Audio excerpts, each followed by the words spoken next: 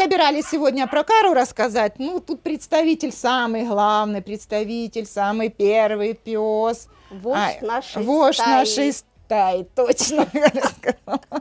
Самый первый пес Айхал. Мы его и назвали Айхал. Как, повернись. Повернись. Чего ты сидишь вот некрасиво? О, ну скажи, да. Вот так. Красиво. Это первый щенок. К нам попал в приют. Его подобрала Марина Александровна в поселке.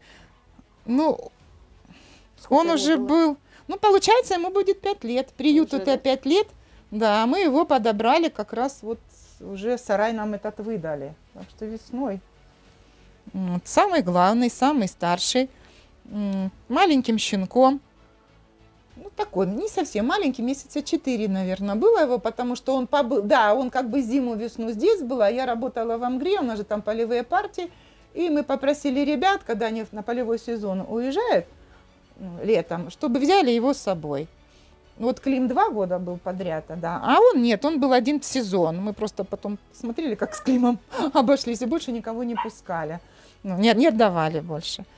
Ну, он любимчик, и это он знает, его все любят, его все жалеют, поэтому он, конечно, у нас и наглеет, и гавкает на всех, и бывает кидает, ну, на всех собак, не нас, конечно. Он нас всех любит. Он нас всех очень любит. Вот. Когда нашкодит что-то, когда его надо поругать, ой, за него заступаются, там заступается, что Айхала нельзя, но это Марина Александровна, это он ее любимчик, с Андреем, с ее мужем, нет, на Айхала нельзя кричать.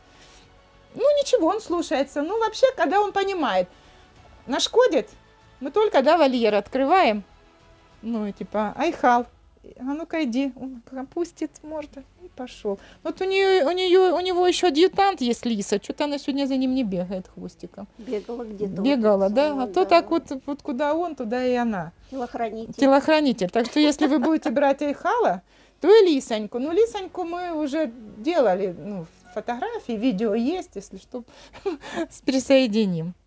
Она где-то стоит, наверное, там. А она, наверное, у входа стоит, чтобы ее пустили. А ну-ка, я сейчас посмотрю. Вот она, она у двери стояла. Вот она, наша Лисочка.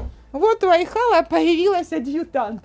Это буквально месяца 2, да, она за ним так ходит? Это, наверное, да. Мы так удивились, что-то там случилось. Умная собака, наверное, она же маленькая. А маленькие же побаиваются больших. И она теперь, да, вон, видите, целуется, он лежит его. И когда вот мы начинаем, вот, Айхала, ну-ка иди, вольер, ну, наказанный, он не идет, она тогда первая идет, он за ней идет, слушается.